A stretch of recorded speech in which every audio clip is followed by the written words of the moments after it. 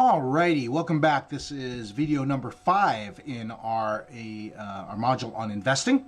And as you know from the title, we're talking about the topic of investing in stocks, in individual stocks, buying stocks in the stock market. It is a well-trod path in investing to invest in the stock market. There's an awful lot written about strategies and methods and the best ways to approach investing in the stock market. We won't necessarily get into those details, but right now what we want to do in this video is just provide a groundwork for understanding what are we doing when we are investing in stocks. What does that mean at the foundational level? So you can see here from the title slide, as we look into investing in stocks, let's consider first of all, well, what is a stock? A stock is a share, a small share of ownership in a business. And when a corporation goes public, it divides up a certain portion of ownership, maybe not the whole thing, but some fractional ratio of ownership, and divides it up into very, very small little slices of the pie, very small fractional shares of ownership. It may be 1/1000th of a share of ownership or something like that, right? But when you buy a stock, you are actually buying a piece of ownership. You now actually own a piece of that company. And of course, when we talk about being an owner in a company, one of the things that comes up immediately are two issues. To what degree do I exercise any level of control over this company as an owner? And to what degree am I personally liable if things go really badly with this company, right? If they start to go, they have some problems and they go, maybe bankrupt, or if they're sued by an unhappy customer, to what degree am I liable? And let's talk about that very quickly. By owning a share of ownership, by owning stock in a company, you do have some level of control. You have one vote to elect the board of directors. The board of directors are, at least officially, the directors are the folks who give the marching orders, who are in control of the management of the company. And so you may think about, who's in charge, who actually manages a company? Well, isn't that the chief executive officer and the chief operational officer and all those folks who have, the word chief in their title? You're absolutely correct. Generally speaking, in most public corporations, we have folks who hold those offices as officers of the company. Well, they are accountable to the board of directors. The board of directors are the folks who have the right to hire and fire the chief executives of the company. Well, the owners of the company, those who own stock in the company, they have the power and the right to elect that board of directors. And so, at least in concept, if the owners of a company were very dissatisfied with the way a company was being run, they could elect a new board of directors who, at least ostensibly, are supposed to follow the direction of the owners. Now, in real life, that's a lot more complicated and nuanced than what we are describing here in foundational principles, but just so you know sort of how it's supposed to work, right? And so if I own stock in a company, I will on a regular basis get these things in the mail which say, hey, you are invited to this next meeting where we're going to vote on the board of directors. By the way, this meeting is in a month in Nashville, Tennessee. And if I receive those in the mail, I don't travel to Nashville, Tennessee. I don't actually sit there in the big old meeting and cast a vote. I do all of that by mail. But the point is, as an owner of the company, you do have voting rights to elect the board of directors. Now, returning to the slide here, the second question, to what degree am I liable for the debts or obligations of the company? The great thing about owning stock is you are only financially liable for the money that you use to buy the stock. If that company is sued, they're not going to come after you and your personal assets, right? They can't come after me and my house or my car or my savings accounts or anything like that. The only thing I may lose is, well, the stock may be, the value of the stock may go to zero, but they can't come after my personal assets. I am shielded from personal liability.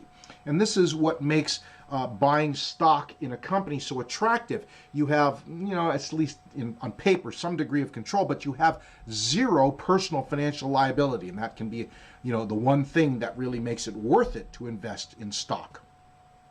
Now, when you invest in stock, you have to realize the market value of the stock may increase over time. That's what you're really banking on, right? Is that over the years you own a particular stock, that the value will go up. But you also realize from time to time, the value of that stock may go the other direction, may actually fall in value.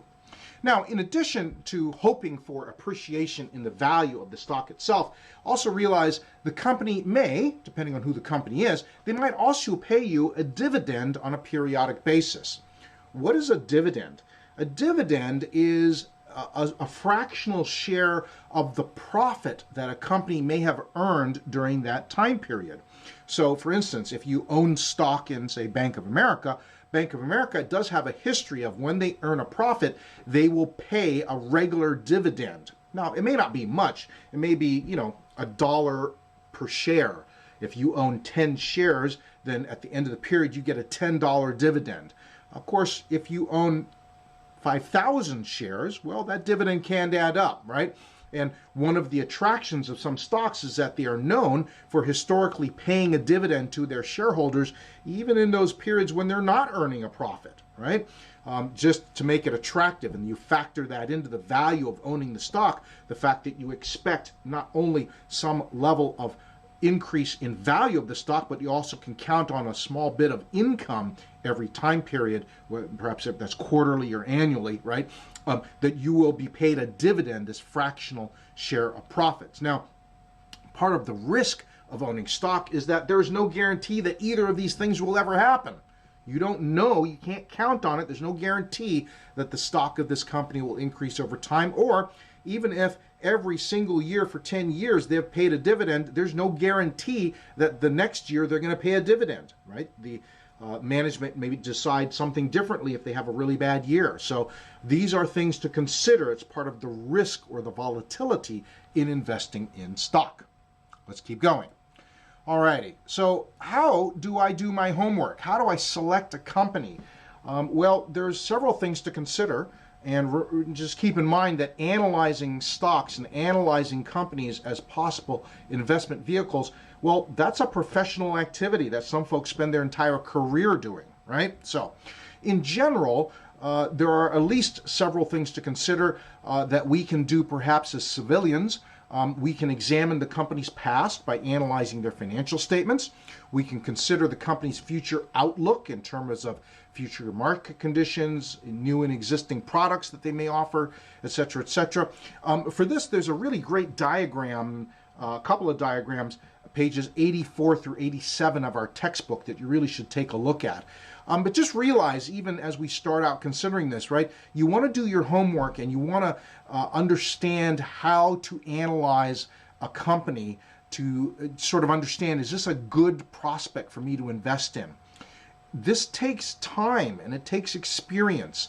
And there is an enormous amount of great analysis already available for free in places like the Wall Street Journal, the New York Times, online sites like Yahoo Finance and similar, right?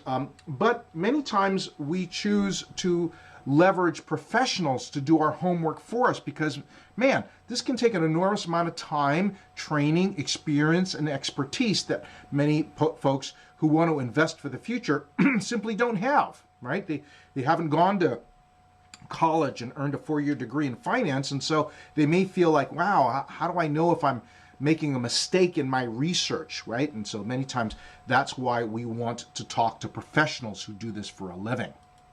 So generally speaking, right, investing in stock, well, it can be a good vehicle to grow your investment over time, but it comes with a pretty high degree of volatility and risk. One of the reasons why risk is inherent in buying individual stocks is because, quite frankly, when you buy one stock, by definition, you are not diversifying your investment portfolio, right? You're putting all your eggs in one basket. Consider if you had decided to take your investment portfolio and simply plunk it all into buying several shares of Wells Fargo. Well, look what has happened to the stock price of Wells Fargo. At first, you look at this and you say, well, my goodness, this curve is going upward. That's a great direction to go, right? And so if I had bought this stock when it was $5 a share, now it's $55 a share. That's a huge amount of appreciation. My investment has grown. Yes, that's true. But how do you think you were feeling right around 2010, 2009, 2010 if you had bought stock in Wells Fargo? Let's say you had bought stock in Wells Fargo in the year 2005 and now it's 2009. You're probably feeling a lot differently about owning Wells Fargo stock because of what? Volatility and risk in the market. This is one of the reasons why investing in individual stocks is, quite frankly, not for everyone, right? It is a vehicle that can return great investment potential. However, because of the degree of volatility and risk involved, this is one of the reasons why that third principle, that principle of diversification, is so important when we talk about specifically the stock market. More on that when we talk about different types of funds, mutual funds, indexed funds, exchange traded funds. But just so you know, foundationally, this is what we're talking about when we talk about investing in stocks. One of the primary ways of thinking about investment through ownership. All right, hope that's helpful. We'll see you in the next video.